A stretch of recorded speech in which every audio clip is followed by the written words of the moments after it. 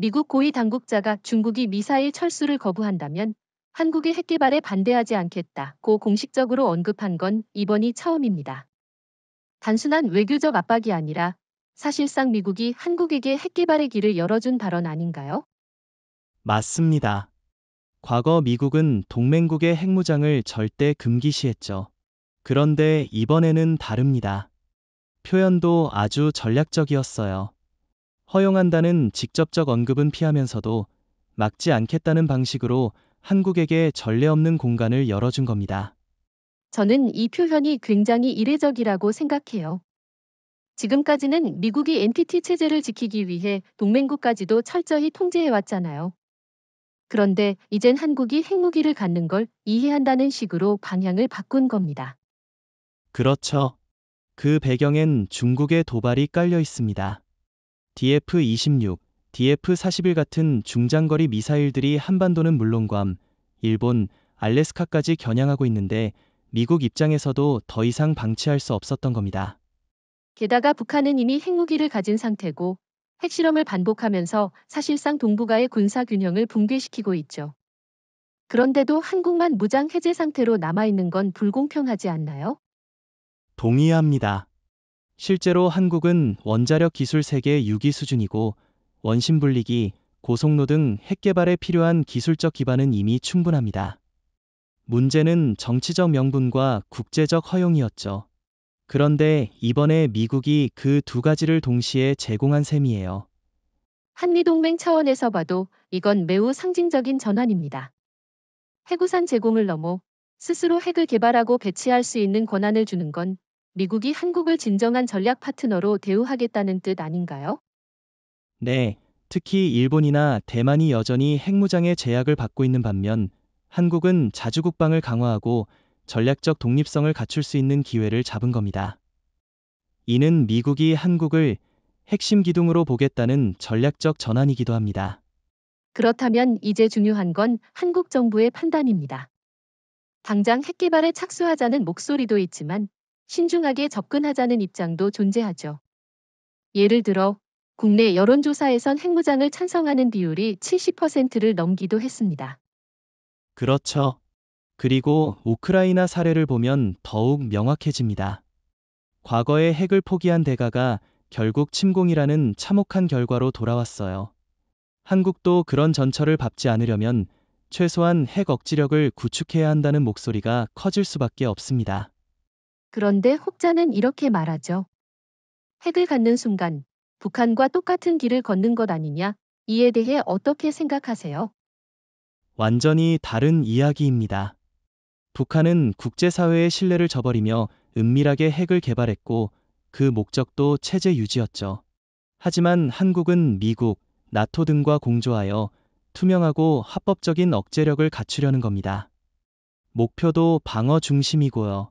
게다가 한국은 이미 전술핵을 탑재할 수 있는 플랫폼도 충분하잖아요. 현무 5 미사일, SLBM 탑재 잠수함, 초정밀 항공기까지. 필요한 건 정치적 결단뿐이죠. 바로 그 점이 이번 미국 발언의 핵심입니다.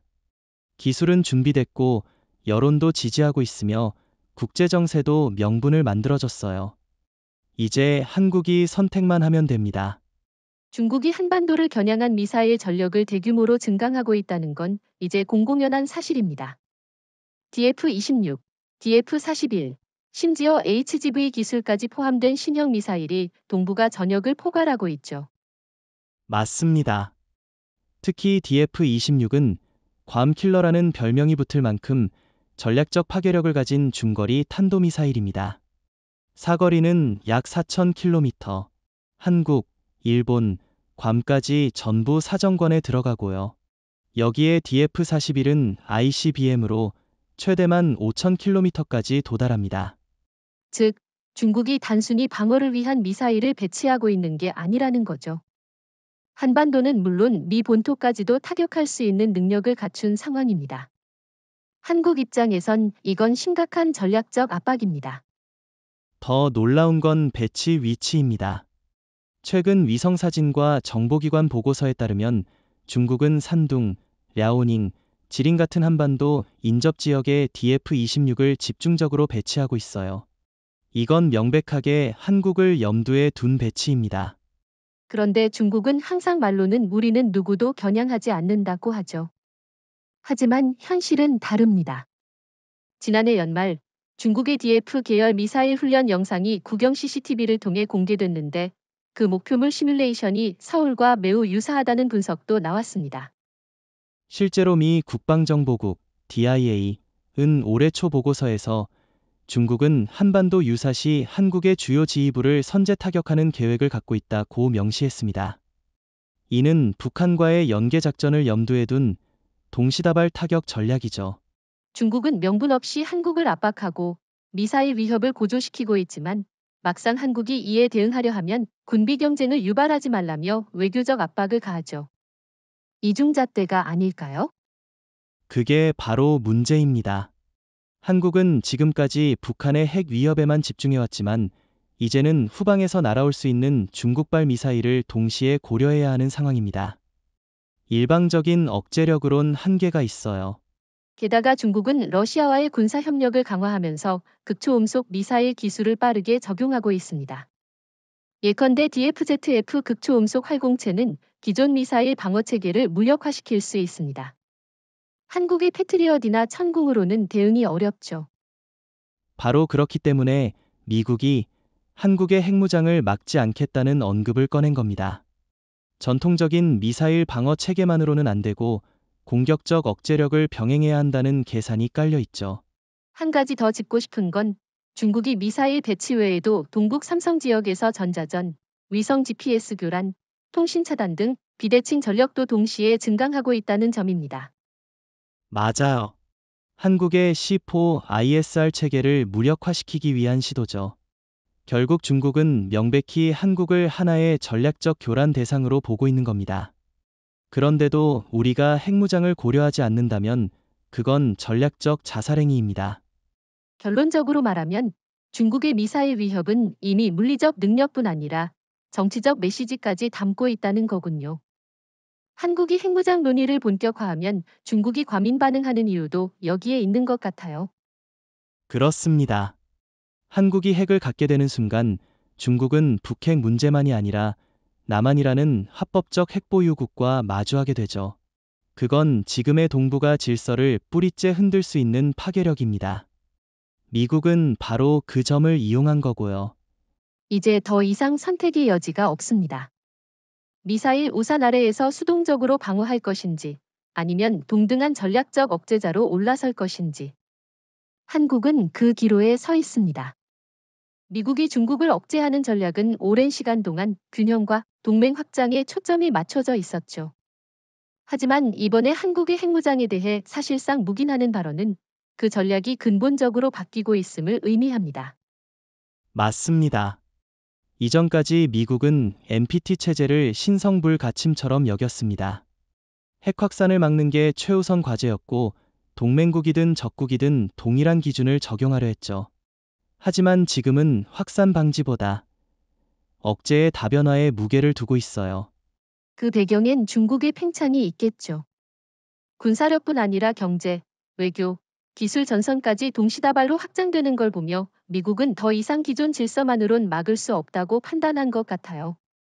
특히 전략적 모호성을 유지하는 방식이 더 이상 효과를 발휘하지 못하자 미국은 선택적 명확성을 꺼내든 겁니다. 중국이 계속하면 우리는 한국의 핵무장을 용인하겠다. 이건 완전히 새로운 신호 체계입니다. 사실 미국 입장에서도 핵무기를 갖지 않은 동맹국이 중국이나 러시아, 북한 등 핵보유국에 둘러싸여 있다는 건 전략적 부담이었어요. 그걸 핵우산이라는 개념으로 버텨왔지만 실질적 억지력은 점점 약화되고 있었죠. 게다가 아프간 철수, 우크라이나 간접 지원, 이스라엘 이란 사태 대응 등 미국의 글로벌 병력 재배치가 진행되는 상황에서 한국이 자체적으로 핵 억제력을 갖추면 미국의 부담은 오히려 줄어드는 셈입니다. 결국 전략의 중심이 핵 비확산에서 책임 있는 억제력 공유로 바뀌고 있다는 얘기군요. 한국은 핵을 갖되 통제된 틀 안에서 운영하게 만들겠다는 의도겠죠? 정확히 그겁니다. 미국은 완전히 방임하는 것도 직접 통제하는 것도 아닌 중간 단계, 즉 묵인된 자율성을 허용하는 방향으로 가고 있어요. 이것이 바로 인도와의 관계에서도 활용된 전략이고 이제 한국에 적용하려는 겁니다. 그런데 혹자는 말하죠. 그럼 일본이나 대만도 핵무장을 요구하면 어떻게 하느냐? 미국은 이걸 어떻게 관리할 수 있을까요? 한국은 특수합니다. 이미 북한이라는 핵보유 적성국이 존재하고 있고 핵기술과 미사일 플랫폼 모두 자립 가능한 상태죠. 대만은 정치적 승인 문제, 일본은 헌법적 제약이 있어요. 미국이 굳이 관리할 필요 없이 한국만큼 조건을 충족하는 국가는 없다는 뜻입니다. 게다가 한국은 미국과 다자간 핵 관련 협력도 잘해왔죠. 원자력 협정, 비확산 노력, IAEA 감시 시스템까지 충실히 따랐습니다. 국제사회도 한국의 핵무장을 불량 행위가 아니라 전략적 전환으로 받아들일 수 있는 여건이 충분해졌죠. 바로 그래서 미국은 이번에 전략적 실험을 하는 겁니다. 기존 질서 내에서 억제력이 약화되는 동맹국에게 통제된 자율 억제력을 허용함으로써 중국에 간접 타격을 가하는 방식이죠. 지금까지 한국의 핵 관련 입장은 한반도 비핵화 원칙을 고수해왔습니다. 하지만 최근의 분위기를 보면 이 원칙이 더는 현실과 맞지 않는다는 인식이 확산되고 있어요. 이건 사실상 핵안보 교리 자체가 전환점에 들어섰다는 뜻 아닐까요? 맞습니다. 비핵화라는 개념이 더 이상 이상적 가치로 작동하지 않아요. 북한은 핵 보유를 기정사실화했고 중국의 미사일 위협은 가시화됐습니다. 이제는 평화보다 억제가 현실적인 생존 전략으로 부상한 거죠. 그리고 여론도 이를 반영하고 있습니다. 최근 1년간 실시된 각종 여론조사에서 응답자의 70% 이상이 한국의 독자 핵무장을 지지했어요. 예전에는 상상도 못하던 수치입니다. 정부도 눈치를 보기 시작했죠. 과거에는 핵무장론이 비주류 목소리였지만 이젠 국회 안보 관련 소위원회에서도 전략적 유연성을 갖추자는 논의가 오가고 있습니다. 사실상 핵무장을 검토 가능 항목으로 올린 겁니다. 그런데 저는 여전히 의문이 있습니다. 핵무기를 보유한다고 해서 정말 억제력이 생길까요? 북한도 중국도 이미 핵을 가지고 있는 상태인데 한국이 갖는 게 얼마나 실질적인 균형이 될까요? 좋은 질문입니다. 핵은 단순한 물리적 폭발력이 아니라 정치적 상징성이 중요합니다. 예를 들어 인도와 파키스탄의 경우 핵을 보유한 이후 전면전은 없었죠. 한국도 마찬가지입니다. 무력 행사를 상상조차 못하게 하는 도구로서의 가치가 커요. 그렇다면 지금 논의되고 있는 전술핵 배치나 핵공유 협정도 결국은 임시방편일 뿐이라는 거군요. 진정한 억제는 자주적 핵억제력에 있다는 말이네요. 정확히 그겁니다. 핵 공유는 미국이 버튼을 쥐고 있는 한계가 있고 전술핵은 유사시 미 본토에서 옮겨와야 하니 시간적 공백이 있어요. 하지만 한국이 독자 핵무기를 보유하고 실전 배치할 수 있다면 게임은 달라집니다. 그리고 이건 단순히 군사 전략의 문제가 아니라 국제정치에서의 위상 문제이기도 해요. 핵보유국은 그 자체로 지정학적 발언권이 다릅니다. 맞습니다. 지금까지 한국은 G7 수준의 경제력과 산업 기반을 가지고도 외교 안보 측면에선 늘 수동적이었어요. 그런데 핵을 보유하게 되면 단숨에 전략 주도국으로 도약할 수 있습니다. 결국 핵은 단순한 무기가 아니라 국가 독립의 최종 보증 수단이란 말이네요. 내 우크라이나, 이란, 사우디 모두 같은 교훈을 보여줍니다. 핵이 없는 국가는 결국 외부 변수에 흔들릴 수밖에 없고 핵을 준비하는 국가는 협상의 주도권을 갖게 됩니다. 그럼 지금 한국은 어떤 형태의 핵교리를 발전시켜야 할까요? 전략핵인가요? 아니면 실질적인 억제를 위한 전술핵 위주인가요? 단계적으로 접근해야죠. 초기에는 전술핵 중심의 억제력 확보가 현실적입니다. 예컨대 SLBM에 탑재 가능한 소형 핵탄두나 현무 미사일 개량형에 탑재 가능한 미니 핵탄두 개발 등이 가능하죠. 그리고 이런 시나리오는 이미 기술적으로는 충분히 가능한 상태 아닌가요? 한국형 고속원자로, 핵연료 재처리 기술, 초정밀 유도 기술 등은 세계 최상위 수준이니까요. 그렇습니다. 필요하다면 1년 내에도 실전 배치 수준으로 전환 가능한 역량을 갖추고 있어요. 결국 지금 필요한 건 정치적 결단뿐입니다. 그렇다면 지금 이 시점은 한국의 핵교리가 비핵화 수동주의에서 핵억제 능동주의로 대전환하는 시발점이라 봐야겠군요. 핵무장에 대한 여론이 이렇게까지 바뀔 줄은 솔직히 예상 못했어요. 불과 몇 년 전만 해도 핵이라는 단어 자체가 터부시됐는데 지금은 이제는 필요하다는 의견이 주류가 되어버렸습니다. 네, 2016년까지만 해도 핵무장을 찬성하는 비율이 40%도 안 됐지만 2023년 이후엔 상황이 급변했죠. 북한의 핵실험, 중국의 미사일 증강, 러시아의 우크라이나 침공 등 외부 요인이 연달아 터지면서 국민 인식도 우리만 맨몸으로 남아있어선 안 된다로 바뀌었습니다. 무엇보다 미국에 대한 의존 자체가 불안정해졌다는 인식도 크죠. 트럼프 시절부터 시작된 미군 철수론이나 방위비 분담금 압박이 국민들 마음속에 불씨를 심은 겁니다. 그건 단순한 감정의 문제가 아닙니다. 전략적으로도 맞는 얘기예요. 우크라이나가 미국과 영국의 안전보장 각서를 믿고 핵을 포기했다가 어떤 결과를 맞았습니까? 그 충격이 한국 사회에도 직격탄이 된 거죠. 그러니까 여론은 우리가 우리 스스로를 지킬 수 있어야 한다는 방향으로 자연스럽게 옮겨간 겁니다. 심지어 정치권 안에서도 여야를 막론하고 핵무장 검토론이 조심스럽게 제기되고 있죠. 그렇죠. 특히 보수층에서는 전술핵 재배치나 독자 핵무장을 공개적으로 주장하는 목소리가 커지고 있고, 진보 진영 내에서도 비핵화 이상주의에만 기대선 안 된다는 반성이 나옵니다. 재미있는 건 20에서 30대 젊은 세대가 핵무장에 가장 적극적이라는 점이에요. 기존엔 평화담론에 민감했던 세대인데 이제는 실용적이고 생존 중심적인 사고를 하고 있다는 거죠. 그건 아마도 이 세대가 가장 국제 감각이 뛰어나기 때문일 겁니다.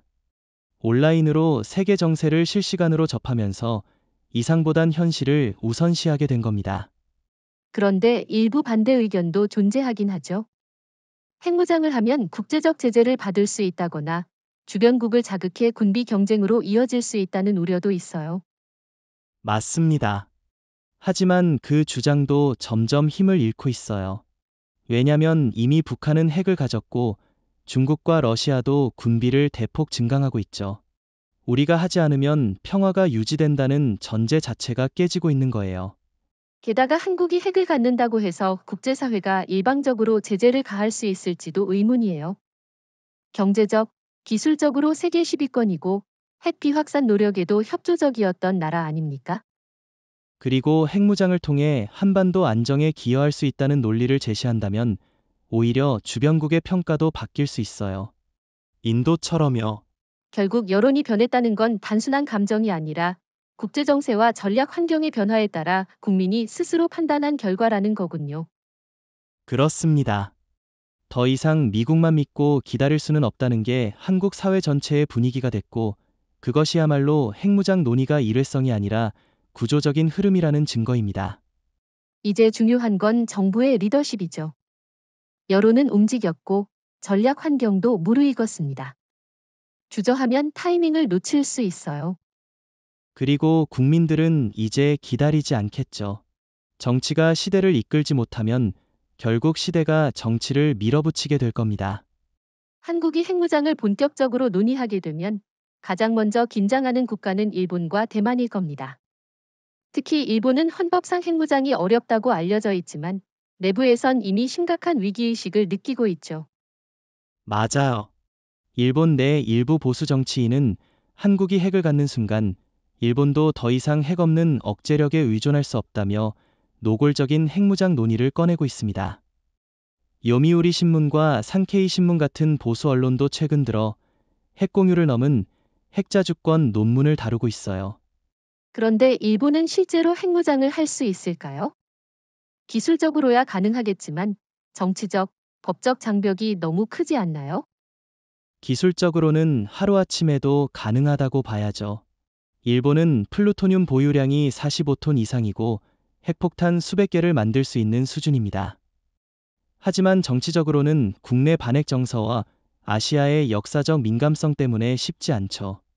특히 히로시마의 피해자라는 국가 정체성과 충돌합니다. 그에 비해 한국은 역사적 부담이 적고 주변국들의 감정선도 상대적으로 낮아요. 중국이나 러시아가 반발하더라도 대만이나 동남아 국가들은 오히려 이해하거나 침묵할 가능성이 높습니다. 그리고 대만도 흥미로운 포인트죠. 중국과의 전쟁 위협이 날로 커지고 있는데 미국의 확고한 개입이 불확실하다는 점에서 한국이 핵을 가지면 우리도 필요하다는 인식이 확산되고 있습니다. 실제로 대만은 1970에서 80년대에 비밀리에 핵 개발을 시도한 전력이 있죠. 지금은 중단되었지만 만약 한국이 국제사회에 거센 제재 없이 핵을 갖게 된다면 대만의 지도부도 핵카드를 다시 만지작거리게 될 겁니다.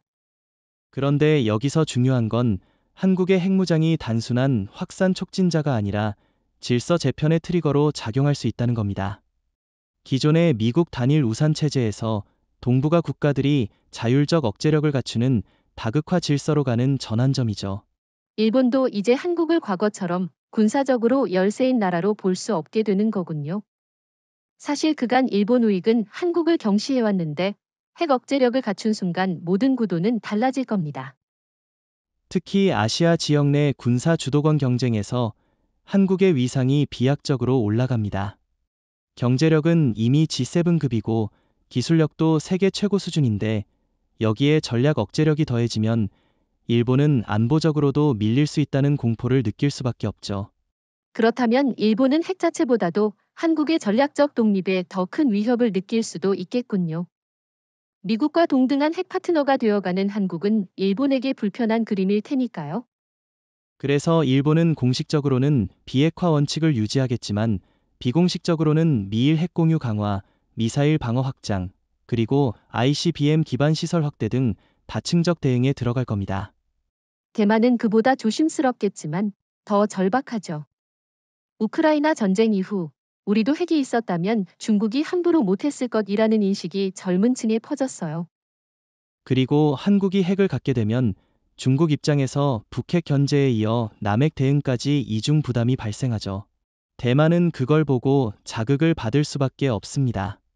한국의 핵무장 논의가 본격화되자 가장 민감하게 반응하는 건 예상대로 중국과 러시아입니다. 그런데 흥미로운 건 이들의 반응이 격렬하지만 효과적이지 않다는 거예요. 맞습니다. 중국 외교부는 즉각 지역 안정을 해치는 무책임한 발상이라고 비난했고, 러시아도 한반도 핵무장은 새로운 군비 경쟁을 초래할 것이라고 경고했죠. 그런데 이런 경고가 오히려 역효과를 내고 있습니다. 왜냐하면 설득력이 없기 때문이죠. 중국은 DF 시리즈 중거리 미사일을 한반도 인접 지역에 배치해놓고 정작 한국이 자위적 수단을 논의하자 도발이라 비난하니 누가 납득하겠습니까? 게다가 러시아는 우크라이나 침공을 통해 해구산 아래에서만 생존이 가능하다는 걸 전 세계에 보여줬죠. 그런 러시아가 핵은 위험하다고 말하는 건 자가당착에 가깝습니다. 일부에서는 러시아가 극단적으로 나와서 한국이 핵 개발을 하면 북한과의 연계를 강화할 가능성도 있다는 우려가 있죠. 하지만 현실적으로 북한이 러시아의 정식 대리 핵보유국이 될 수 있을까요? 불가능하죠. 러시아는 북한을 전략적 카드로 쓰고는 있지만 완전한 군사동맹으로 수용할 정도로 신뢰하지 않습니다. 오히려 한국이 핵을 갖는 게 러시아의 동북아 전략 자체에 더 큰 압박이 됩니다. 중국도 마찬가지입니다. 한국이 핵을 갖는 순간 북한, 중국, 러시아라는 대륙연대의 동질성이 깨지는 거예요. 한국은 기술과 정당성을 가진 합법적 국가고 북한은 불량 국가죠. 국제적 공감도부터 다릅니다. 또 하나 주목할 점은 중국과 러시아가 아무리 목소리를 높여도 실질적인 제재 카드가 별로 없다는 겁니다. 경제적으로 한국을 압박하기엔 이미 반도체 배터리 등에서 중국이 의존하는 구조가 더 큽니다. 맞아요. 중국이 반도체 장비를 한국에 의존하고 있는 상황에서 한국이 핵무장했다고 보복 제재를 할 경우 오히려 자국 산업이 먼저 흔들릴 수 있어요. 게다가 한국은 미국, 유럽, 인도, 동남아와 공급망을 분산해 놓았기 때문에 예전처럼 사드 보복식의 일방적 경제 보복은 불가능하죠. 군사적 압박도 마찬가지입니다. 중국이 한국의 핵 개발을 막기 위해 무력 도발을 시도할 수 있다는 우려도 있지만 한국은 이미 SLBM, 킬체인, 미사일 삼축 체계로 완비된 강군입니다. 그리고 그건 러시아도 마찬가지죠. 한국과의 직접적인 군사 충돌은 러시아에게 전혀 이득이 되지 않습니다. 지금처럼 우크라이나에서 병력과 자원을 소진하고 있는 상황에서 동북아에서 또 다른 전선을 여는 건 자살행위입니다. 요컨대 러시아와 중국의 반발은 마른 새지만 행동은 비현실적이라는 결론이 나오네요. 이들은 심리적 압박을 시도하고 있지만 한국 사회는 이미 냉정하게 계산하고 있어요. 과거처럼 강대국이 반대하니 접자는 분위기가 아니라 지금 아니면 언제 하겠냐는 분위기입니다. 많은 이들이 간과하고 있는 사실 하나 있습니다. 바로 현재 한국이 보유한 핵 관련 기술과 인프라가 사실상 핵무기 생산이 가능한 수준에 이미 도달해 있다는 점이에요. 이건 단순한 잠재력이 아니라 실제로 즉시 실행 가능한 역량입니다. 한국은 세계에서 손꼽히는 원자력 기술 강국이죠. 24기의 상업용 원전을 운영 중이고 고속로, 고온가스로 차세대 소듐냉각 고속로까지 개발 중입니다. 이 모든 건 단지 민수용이 아니라 필요시 군사적 응용도 가능한 플랫폼이기도 해요. 게다가 핵심 기술의 자립률도 무시할 수 없죠. 우라늄 농축 기술, 원심 분리기 설계 능력, 사용 후 해결료 재처리 시스템까지도 이론적 기술적으로 확보되어 있는 상태입니다. 즉, 외부에 의존하지 않고도 독자적 생산이 가능한 구조라는 거예요. 이건 단지 핵물질 뿐 아니라 전달 수단에서도 똑같이 적용됩니다. 한국은 현무호 같은 고속탄도미사일을 보유하고 있고 사거리 3,000km 이상인 SLBM도 이미 시험 발사에 성공했습니다. 여기에 핵탄두 소형화 기술만 추가되면 전략 무기의 완성 단계에 도달합니다. 그렇죠.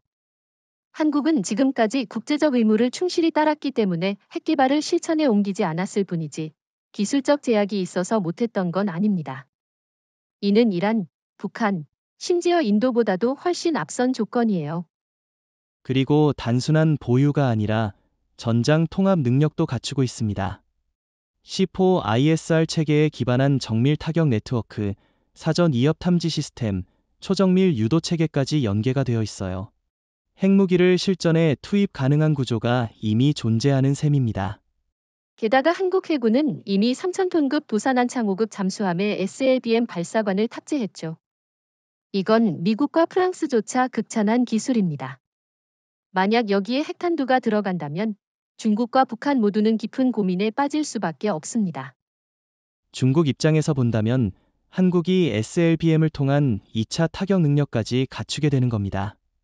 북한은 말할 것도 없고 산둥, 상하이, 텐진 같은 핵심 경제 권역이 사정권에 들어갑니다.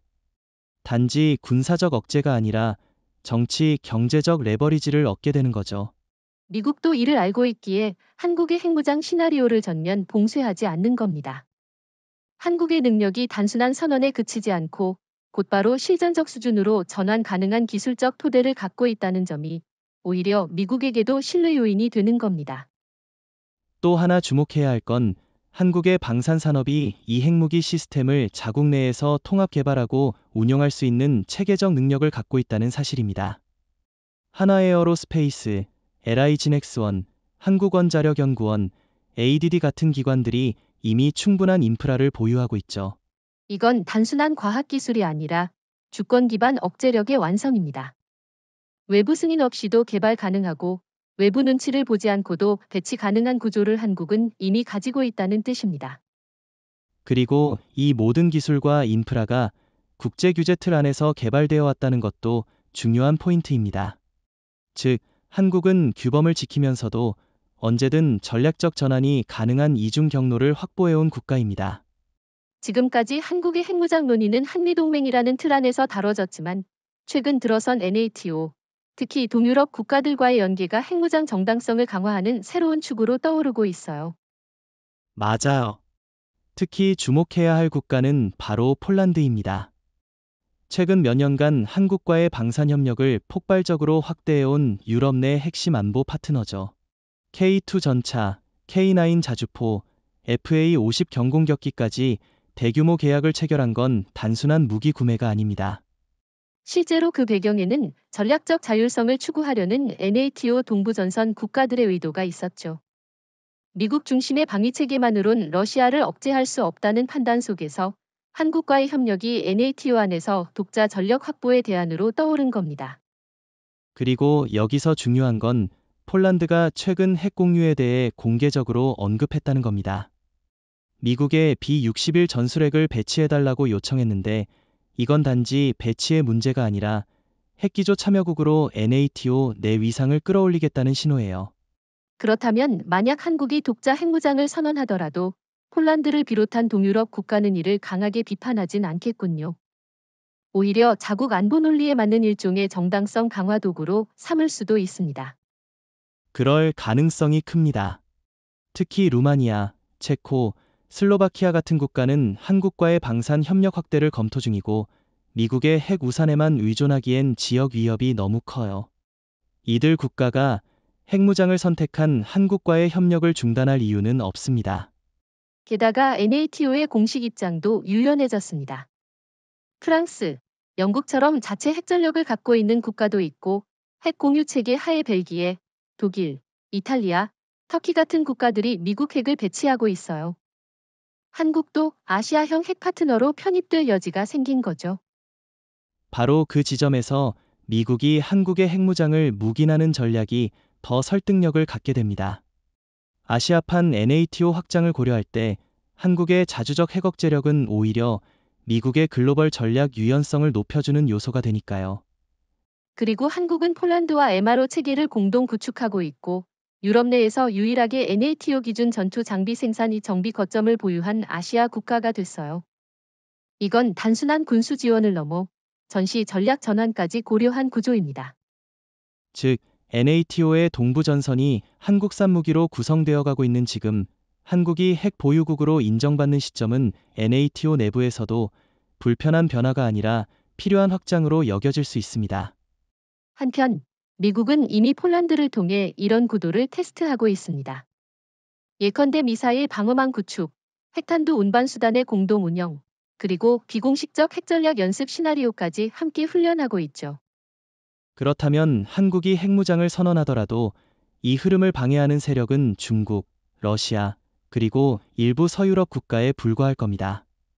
NATO의 다수 회원국과 미국은 이미 핵공유 외교를 확장하는 중이니까요. 많은 사람들이 아직 오해하고 있는 부분이 하나 있어요.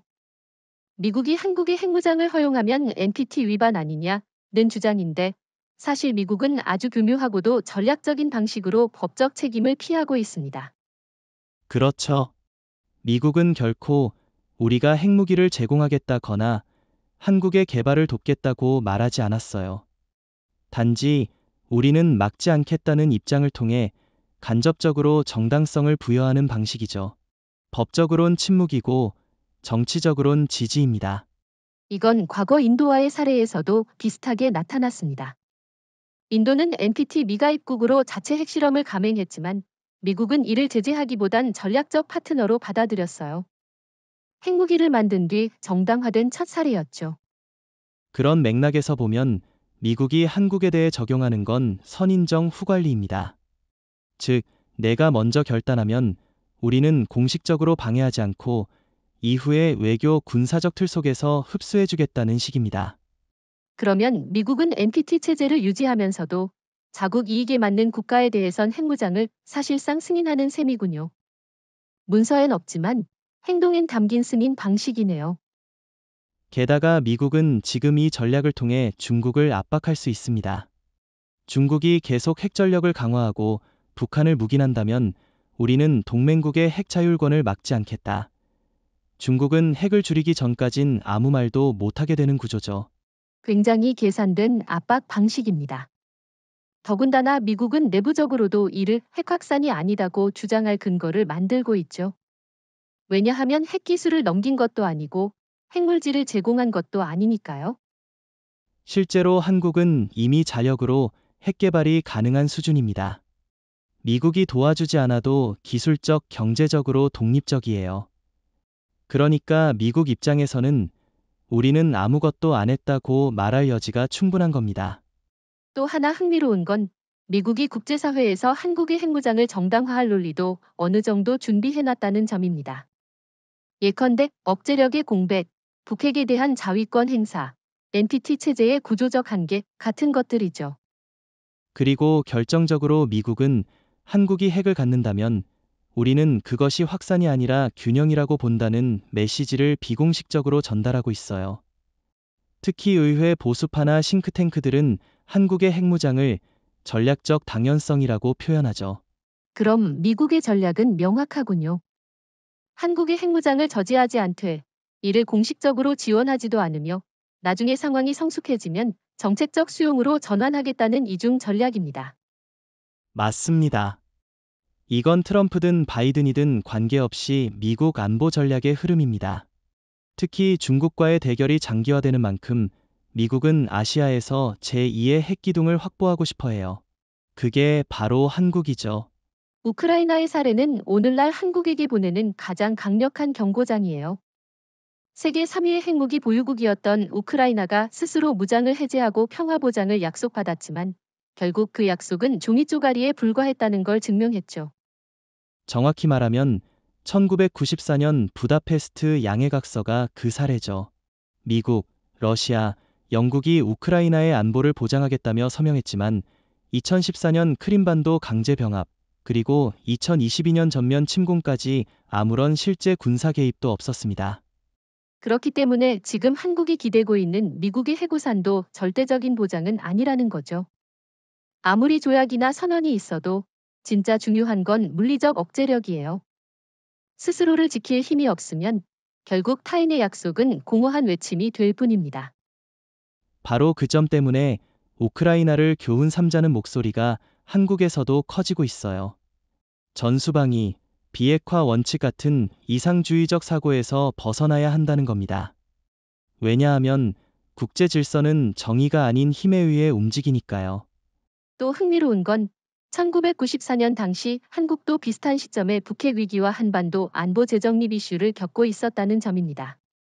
하지만 당시 한국은 미국과의 관계에 더 집중하면서 핵무장 논의는 전면 배제했죠. 그런데 30년이 지난 지금 북한은 수십 기의 핵탄두를 실전 배치하고 있고 중국은 동북아 전역에 DF 계열 미사일을 배치했으며 러시아는 핵 위협을 공공연하게 외교 수단으로 씁니다. 반면 한국은 여전히 비핵화에 갇혀 있죠. 그럼에도 불구하고 한국의 기술력은 이제 완전히 달라졌습니다. 우리는 우크라이나처럼 준비되지 않은 상태가 아니에요. 핵기술, 운반수단, 정치적 지지, 여론 모두 조건이 갖춰진 상태입니다. 그리고 우크라이나가 그랬던 것처럼 우리도 언젠가는 핵을 가질 수 있을 거야 라는 막연한 믿음은 아무 쓸모가 없어요.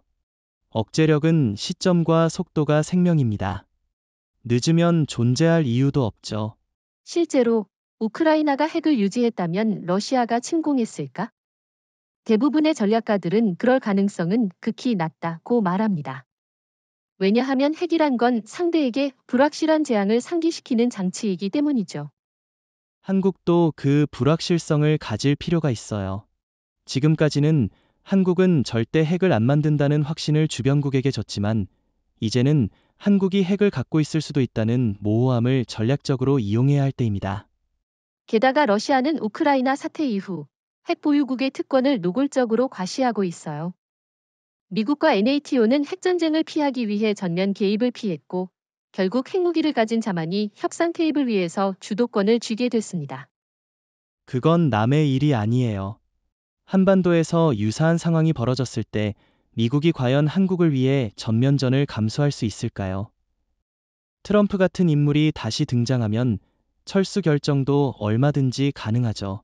그렇기 때문에 우리는 동맹이니까 괜찮다는 생각은 너무 위험합니다. 우크라이나도 러시아와 협정이 있었고 서방과도 약속이 있었어요. 하지만 그건 전차 앞에선 아무 의미가 없었습니다. 핵을 가졌다면 협상할 수 있고 가졌다면 존중받습니다. 이 단순한 진리를 부정한 나라가 우크라이나였고 그걸 너무 늦게 깨달았다는 점이 참혹한 결과를 불렀죠. 한국은 같은 실수를 반복해선 안 됩니다. 우크라이나의 교훈은 명확합니다. 평화를 원하면 그 평화를 스스로 구축해야 합니다. 누군가가 대신 지켜주길 바라는 시대는 끝났습니다. 이제 한국이 물어야 할 질문은 이것 하나뿐입니다. 우리도 핵을 가질 준비가 되어 있는가? 이제 한국의 핵무장 가능성이 현실화되면 가장 예민하게 반응할 국가는 단연 북한일 겁니다. 김정은 정권은 지금까지 한반도 유일의 핵보유국이란 심리적 우위를 통해 체제 생존의 정당성을 유지해왔죠. 북한은 핵을 외교수단 그 이상으로 사용해왔습니다. 그것은 협박이며 협상이며 내부 정치 통제의 핵심 도구예요. 그런데 남한이 핵을 갖게 된다면 이 모든 전략적 계산이 무너질 수밖에 없습니다. 가장 큰 충격은 아마 심리적 붕괴일 겁니다. 북한 주민들조차 우리만 핵을 가졌다는 선전 속에서 살아왔는데 만약 남한이 더 뛰어난 핵전력을 보유한다면 그 체제 선전 자체가 무너지겠죠. 북한은 당연히 격렬하게 반발할 겁니다. 추가 핵실험, ICBM 발사, 군사 도발 가능성이 커질 수 있어요. 하지만 그 반발의 강도가 크면 클수록 오히려 한국 내부에선 그래서 더더욱 우리가 핵을 가져야 한다는 논리가 강화되겠죠. 즉, 북한이 소리칠수록 한국의 핵무장은 정당성을 얻는 구조군요. 게다가 국제사회도 이제는 북한의 위협에 면역이 생겼습니다. 6차례나 핵실험을 했고 매년 미사일을 수십 발씩 쏘는데도 외교적 반응은 점점 무감각해지고 있죠. 오히려 한국의 핵무장이 그 흐름을 반전시킬 수도 있습니다. 북한의 핵위협이 단순한 반복이 아니라 한반도 전체의 핵질서 붕괴로 이어질 수 있다는 신호가 되면 미국과 일본도 전략 조정을 검토하게 됩니다. 북한 입장에선 자신들이 먼저 핵을 갖고 있었는데 왜 남한은 핵을 가져선 안 되냐는 질문이 국제사회에서 정당화될 경우 더 이상 외교 무대에서 특별한 존재로 취급받지 못하게 됩니다. 그리고 남한의 핵은 북한과 달라요. 은밀하지 않고 공격용이 아닌 억제용이며 국제 감시 하에 운영되는 전력입니다. 이것은 국제사회가 수용 가능한 모델로 보일 수 있죠. 물론 북한은 이에 대해 핵전쟁의 위험이 커졌다고 선전하겠지만 한국은 되묻는 형식으로 대응할 수 있습니다. 당신들이 먼저 핵을 가졌고 우린 단지 균형을 맞출 뿐이라고요. 그 프레임 전환이 핵심입니다. 남북 관계의 비대칭 공포 구도가 상호 억제 구도로 바뀌는 순간 북한은 예전처럼 쉽게 도발하거나 위협할 수 없게 돼요. 실질적 행동에 나설 경우 자신도 파괴될 수 있다는 걸 알기 때문이죠. 그럼 북한의 다음 수는 뭐가 될까요? 군사적 도발을 더 강화할까요? 아니면 내부 선전에 더 몰두할까요? 아마 둘 다일 겁니다. 단기적으로는 대한민국의 배신이라며 내부 결속을 다지려 할 것이고, 장기적으로는 중국, 러시아를 끌어들여 남북 핵대결 프레임을 국제적 이슈로 만들려 할 가능성이 커요. 하지만 그런 시도는 이전만큼 통하지 않을 수도 있습니다. 이미 국제사회는 북핵 문제에 피로감을 느끼고 있고 한국의 억제력 강화는 오히려 지역 안정을 위한 조치로 보일 수도 있죠. 그렇기 때문에 지금은 오히려 북한이 선택의 기로에 선 상황입니다. 핵독점 체제를 유지하려고 강경하게 나서느냐, 아니면 실질적인 비핵화 협상으로 돌아오느냐. 그런데 현실적으로는 후자가 가능성이 낮죠. 이제 가장 현실적인 질문으로 넘어가야 할 때입니다. 만약 한국이 핵무장을 결정한다면 과연 어떤 방식으로 어떤 형태의 무기를 개발하고 배치할 것이냐는 거죠. 전술핵 중심으로 갈 것인가? 아니면 전략 핵전력, 예컨대 SLBM 중심으로 갈 것인가? 현실적인 측면에선 초기에는 전술핵 중심 접근이 유리합니다. 소형화된 핵탄두를 현무호나 차세대 초정밀 미사일에 탑재해 유사시 북한의 지휘부나 대량 살상무기 기지를 정밀 타격하는 능력이 중요하니까요. 그렇다면 현재 한국이 보유한 플랫폼 중 어떤 게 핵탄두 탑재에 가장 적합할까요? 우선 현무5입니다. 탄두 중량 8에서 9톤에 이르는 초중량급 미사일이고 비행 속도도 마하 10 이상으로 매우 빠르죠.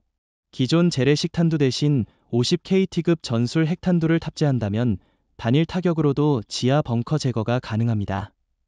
SLBM도 큰 강점이죠.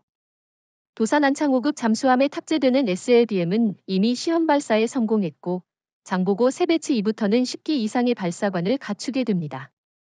여기에 핵탄두를 실으면 명백한 2차 보복 능력이 생깁니다. 게다가 SLBM의 가장 큰 장점은 탐지 회피입니다. 적이 어디서 언제 날아올지 모르기 때문에 전쟁 억제 효과가 극대화되죠. 이는 북한뿐만 아니라 중국, 러시아에도 심리적 압박을 주는 요소입니다. 그렇다면 항공기 투하 방식의 핵무기, 즉 폭격기를 통한 투하형 전략은 고려 대상에서 빠지나요? 거의 그렇다고 봐야 합니다. 한국은 장거리 전략 폭격기가 없고 미국처럼 핵3축 체계를 유지할 구조도 아닙니다. 대신 전투기 탑재형 전술핵은 충분히 고려해 볼 만합니다. F-35A의 B-61과 유사한 형태의 투하형 전술핵을 탑재하는 방식이죠. 그런데 핵탄두 소형화는 시간이 오래 걸리지 않나요? 일반적으로는 57년 걸린다고 하지만 한국은 상황이 다릅니다. 원자력 연구원과 카이스트, 한화디펜스, LI진엑스원 등에서 이미 핵융합 핵분열, 탄도 설계 알고리즘이 상용 수준입니다. 미국이 묵인하는 구조라면 12년 내에 실전 배치도 가능합니다. 이런 논의가 가능하다는 것 자체가 한국의 안보의 기술 기반이 과거와 전혀 다르다는 걸 보여주는군요. 과거엔 가능할까? 가 화두였다면 지금은 어떻게 구현할까? 가 핵심이네요. 맞습니다.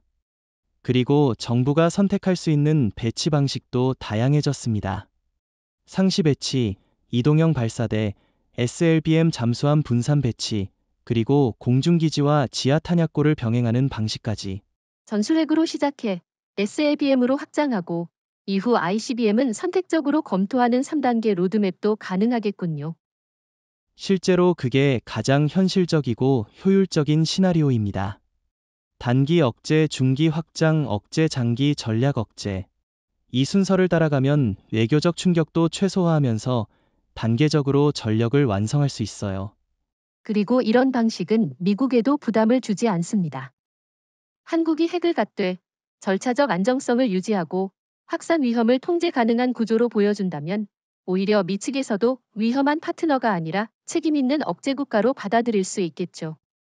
정확히 그겁니다. 한국은 이미 핵을 다룰 자격이 있는 국가로 충분히 입증되었고, 이제는 어떤 형태로 시작할지를 선택하는 문제만 남았습니다. 전술, 해상, 공중 이제 선택지는 많고 시간은 없습니다. 지금 가장 난감한 건 아마 중국일 겁니다. 한국이 핵무장을 공식화할 경우 중국은 대응을 하지 않을 수도 없고 그렇다고 맞대응을 한다면 상황이 통제 불가능해질 수 있으니까요. 바로 그게 중국의 핵심 딜레마예요. 만약 한국의 핵무장에 강경하게 나서면 동북아의 군사 긴장만 더 높아지고, 그렇다고 침묵하면 중국 내부에서도 왜 한국엔 강하게 못 나서냐는 비판이 나올 겁니다. 체면과 현실 사이에서 움직일 수 없는 구조죠. 게다가 한국은 중국의 핵심 전략 지역에 바로 붙어 있죠. 산둥, 텐진, 상하이 이 모든 동부 연안이 한국의 SLBM 사정권 내에 있습니다. 중국 입장에선 일본보다 더 가까운 위협이 되는 겁니다. 그래서 중국은 외교적으로는 동북아 핵균형이 무너진다며 비난할 테고, 군사적으로는 추가 미사일 배치나 해상 훈련 강화 같은 시위를 하겠지만 그 이상 움직이기엔 굉장히 조심스러울 수밖에 없습니다. 왜냐하면 한국은 북한이 아니잖아요. 세계 10위 경제국에 미국이 유럽과 협력하는 민주국가입니다. 여기에 중국이 함부로 경제보복이나 군사적 압박을 시도한다면 오히려 역풍을 맞게 되죠. 실제로 사드 배치 당시 중국이 보복했다가 어떻게 됐습니까? 한국 사회는 더 반중 정서가 강화됐고 정치권은 더 친미, 친나토 성향으로 이동했어요. 다시 그런 방식의 압박은 중국 스스로 고립을 자초하는 결과만 났습니다. 그래서 이번엔 중국이 쉽게 경제 카드를 쓰지도 못해요.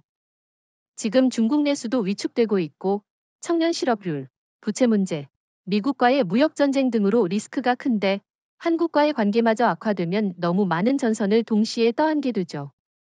그렇다고 가만히 있자니 한국이 제2의 핵보유국으로 굳어지는 걸 앉아서 지켜보는 것도 내부 체면상 용납이 안 됩니다. 결과적으로 중국은 강하게 나설 수도, 조용히 무시할 수도 없는 진퇴양난 상황에 빠진 겁니다. 더 흥미로운 건 중국이 북한에게조차 확실한 통제권을 행사하지 못하고 있다는 사실이에요. 북한의 핵개발은 사실상 중국의 묵인 속에 진행됐는데 이제 한국이 그것을 근거로 우리도 가져야 한다고 주장하면 반박 논리도 없죠. 게다가 한국은 미국과의 협의, 나토 국가들과의 연계, 핵 확산 방지 체제 내에서 가능한 범위의 핵무장을 설계 중이기 때문에 국제사회의 지지 가능성도 더 높아요. 중국만의 일방적 반대는 설득력을 갖기 어려운 겁니다. 결국 중국은 지금 딱 하나의 선택지에 봉착한 거네요. 한국의 핵무장을 수용하느냐, 아니면 이중잣대를 들이대며 명분 없는 반발을 하다가 더 고립되느냐. 더 무서운 건 만약 중국이 이걸 강하게 제지하지 못하면 대만, 일본, 호주 등도 우리도 자위용 핵무장 가능하다는 분위기에 편승할 수 있다는 점입니다. 그렇게 되면 중국의 핵 우위 전략은 동북아에서 완전히 무력화됩니다. 그래서 지금의 한국 핵논의는 단순히 한반도 문제가 아니라 동북아 전체 질서 더 나아가 아시아 패권 경쟁의 새로운 균형점이 되는 거군요. 그리고 이 불균형을 만든 건 중국 자신이에요. 북한을 막지 못했고, 남중국해에서 팽창했고, 대만을 압박했고, 미사일을 동북 삼성에 쌓아 올렸죠. 한국은 그에 대한 합리적이고 주권적인 대응을 하고 있을 뿐입니다. 이제 중요한 가정을 해봐야겠죠. 만약 한국 정부가 공식적으로 핵무기 보유와 배치를 선언한다면 중국과 북한은 구체적으로 어떤 방식으로 대응에 나설까요? 기존의 비난과는 전혀 다른 실질적 대응 시나리오 말입니다. 가장 먼저 예상할 수 있는 건 중국의 해상 및 공중 압박 강화입니다. 산둥반도 앞바다와 서해, 이어도 인근에서의 전투기와 함정 활동이 급격히 증가할 수 있어요. 실제로 사드 사태 당시에도 중국은 탐지기 전자전기기 배치를 전방에 확대했죠. 그렇죠. 동시에 경제 보복도 재개될 가능성이 있습니다. 다만 이번에는 과거처럼 일방적으로 밀어붙이기 힘들 거예요. 한국의 공급망이 미국과 EU 중심으로 다변화됐고 반중 정서도 과거보다 훨씬 강해졌기 때문이죠. 중국이 더 노골적인 군사 옵션을 쓸 경우 예컨대 동북 삼성의 DF-21D, DF-17 극초음속 미사일을 증강 배치하거나 남중국해에서 대만 침공 훈련과 동시에 한반도 방향의 군사 시위까지 확대할 가능성도 있습니다. 북한은 그보다 훨씬 직설적이겠죠. 아마도 한국의 핵무장을 전쟁 선포로 간주한다며 단거리 탄도미사일, 방사포, 잠수함 발사 순항미사일 등을 연속 발사하며 위협 수위를 높일 가능성이 큽니다. 문제는 이들이 동시에 행동할 경우입니다. 북한이 실제 군사 도발을 감행하고 중국은 국제 여론을 무시한 채 외교적 차단, 경제적 압박, 군사적 시위까지 병행하면 한국은 다방면의 압박에 직면할 수 있습니다. 하지만 이 시나리오도 그리 간단치 않아요. 중국은 미국과 무역 갈등, 내부 부채 위기, 지방정부 파산 등으로 리스크가 산재해 있고 북한도 국제제재와 내부 식량난으로 장기 도발에 나서기엔 체력 부족입니다. 그렇기 때문에 가장 현실적인 대응은 협박적 선전전입니다. 중국은 외교 채널과 관영 언론을 동원해 한반도 핵화는 전면적 군비 경쟁을 부른다는 프레임을 퍼뜨릴 것이고 북한은 선제 타격 정당화를 반복할 겁니다. 하지만 한국은 이에 대한 충분한 대응 논리를 준비해둬야 해요. 핵무장은 자위권이고 북핵 및 중국 미사일 증강에 대한 균형 차원이라는 국제적 논리를 확산시켜야 외교전에서 승기를 잡을 수 있죠. 게다가 이번엔 미국도 이전보다 적극적으로 방어막을 쳐줄 가능성이 큽니다. 한국이 책임있게 관리하는 핵 억제력을 가질 수 있는 조건을 갖췄다는 발언을 통해 중국과 북한의 외교 공세를 차단할 수 있어요. 한 가지 중요한 점은 만약 한국이 SLBM이나 전술핵을 실전 배치하면 중국과 북한은 더 이상 군사적 독점을 유지할 수 없다는 현실을 직시해야 한다는 겁니다. 이건 단순한 전략 변화가 아니라 질서의 붕괴예요. 그리고 바로 그 지점이 핵심입니다.